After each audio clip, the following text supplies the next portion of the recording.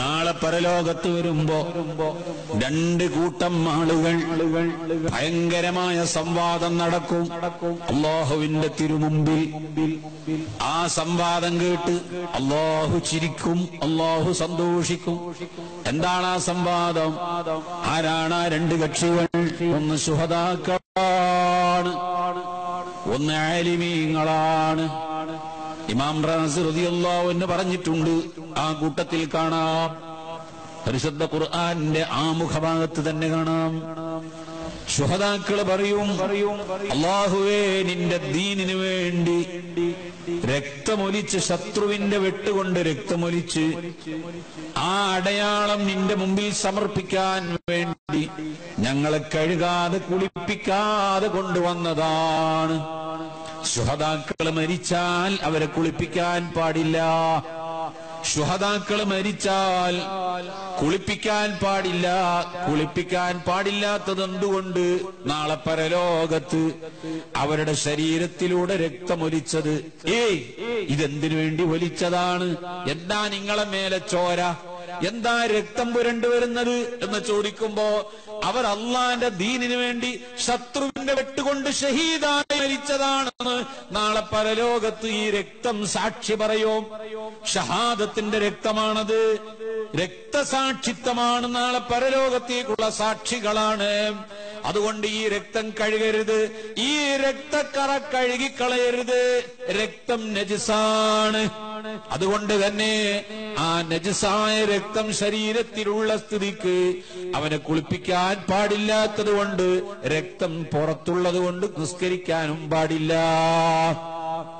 ശരീരത്തിന്റെ പുറത്ത് കുറച്ച് രക്തമായി, അപ്പൊ നമ്മളെ ഉള്ളു മുഴുവൻ രക്തല്ലേ?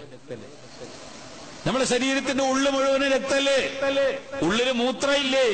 ഉള്ളില് കാഷ്ടമില്ലേ? നേരത്തെ ഈ സൂചി കുത്തിച്ചെടുത്ത് പറയണമെന്ന് ഞാൻ വിചാരിച്ചതാണ്. അങ്ങനെ പറയുമ്പോ അതിനകത്ത് ഫ്രീ ആയിട്ട് മസാല വേറെ വരും, അതിനോട് ബന്ധപ്പെട്ട് മസാല വേറെയും വരും. അതിലേക്കെല്ലാം കൂടി ഒന്നും ഇപ്പൊ കടന്നു പോകാൻ പറ്റില്ല. നമ്മളെ ഉള്ളിലൊക്കെ നജിസ് ഒരുപാടുണ്ട്. ശരീരം മൊത്തം ചോരയാണ്, എല്ലാം നജിസാണ്. നമ്മളെ ശരീരത്തിലുള്ള ഒക്കെ നജിസ് തന്നെ. അത് വിചാരിച്ചിട്ട് നജിസായിരിക്കൂല മൂത്ര. പക്ഷെ അതിന് നജിസിന്റെ ഹുക്കുമ്, അതിന് നജിസിന്റെ വിധി കൽപ്പിക്കണമെങ്കിൽ അത് ശരീരത്തിൽ നിന്ന് പുറത്തു വന്നാലേ ഹുക്കുമ് കൽപ്പിക്കുള്ളൂ.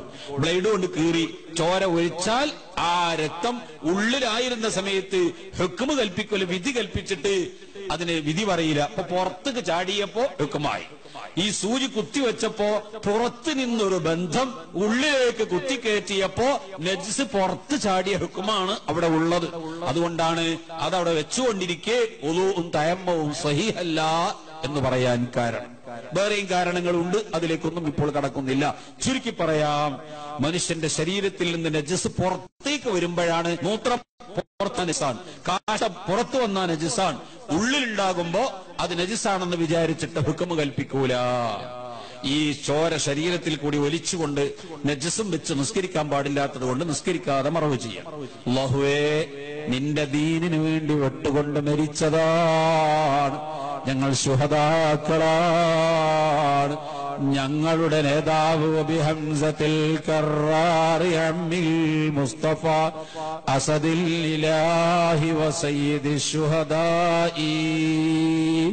ബഹുമാനപ്പെട്ട ഹംസ റളിയല്ലാഹു അൻഹു ആണ് ഞങ്ങളെ നേതാവ്. ശുഹദാക്കൾ നാളെ പരലോകത്ത് ഹംസ റളിയല്ലാഹു അൻഹു പിടിച്ച പതാകയുടെ പിന്നിലാണ്. ഉലമാക്കള് നാളെ പരലോകത്ത് മുആദ് ഇബ്നു ജബൽ റളിയല്ലാഹു അൻഹു പിടിച്ച പതാകയ്ക്ക് കീഴിലാണ്. ഓരോരുത്തർക്കും ഓരോ പതാകയുണ്ട്. ബഹുമാനപ്പെട്ട സിദ്ദീഖ് റളിയല്ലാഹു അൻഹു പതാക വഹിച്ചിട്ടുണ്ട്. സിദ്ദീഖീങ്ങളെ മുഴുവനും അവിടെയാണ്. ശുഹദാക്കൾ ഹംസ റളിയല്ലാഹു അൻഹുവിന്റെ പതാകയ്ക്ക് കീഴിലാണ്. ആലിമീങ്ങൾ മുആദ് ഇബ്നു ജബൽ റളിയല്ലാഹു അൻഹുവിന്റെ പതാകയ്ക്ക് കീഴിലാണ്. അല്ലാഹു നമ്മെ ഏതെങ്കിലും ഒരു പതാക ഒരുമിച്ച് കൂട്ടി അവൻ അനുഗ്രഹിച്ച സ്വർഗത്തിൽ എത്തിച്ചു തരുമാറാകട്ടെ.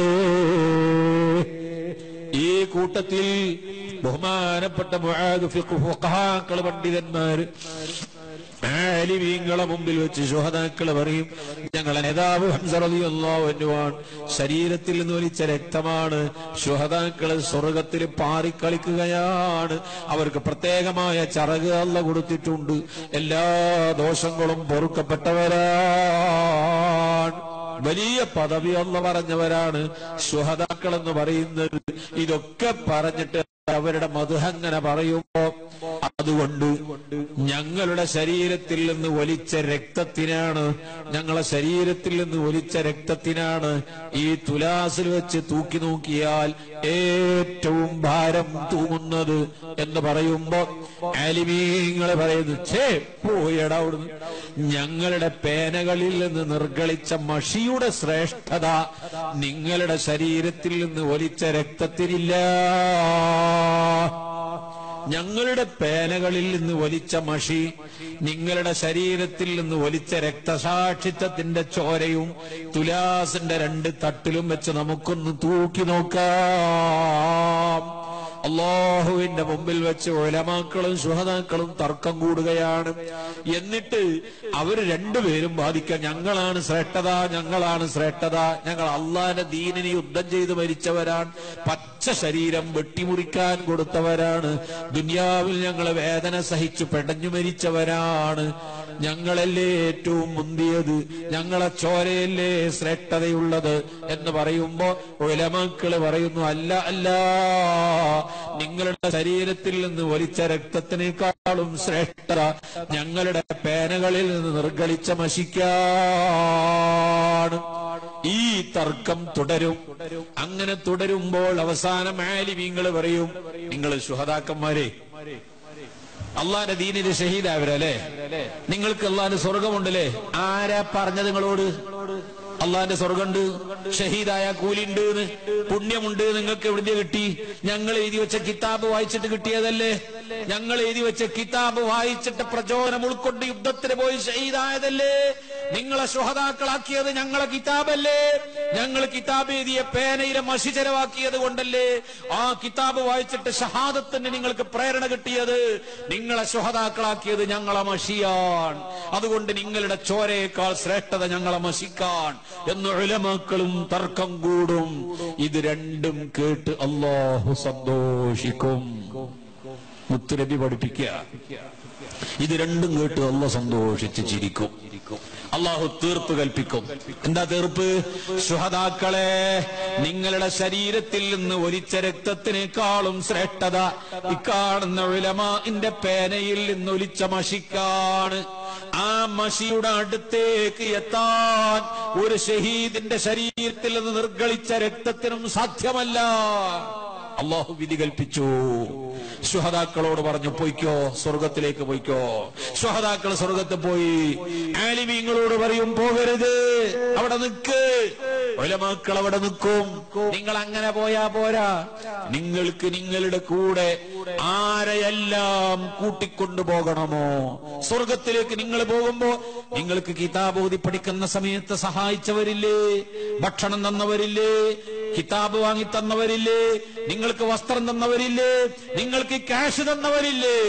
ഒരു സൗഹാർദ്ദത്തിന്റെ കെലിമത്ത്, ഒരു പുഞ്ചിരിയെങ്കിലും തന്നിട്ട് നിങ്ങൾക്ക് ഇൽമു പഠിക്കുന്നതിന് പ്രചോദനം നൽകിയ ആളുകൾ നിങ്ങൾക്കില്ലേ?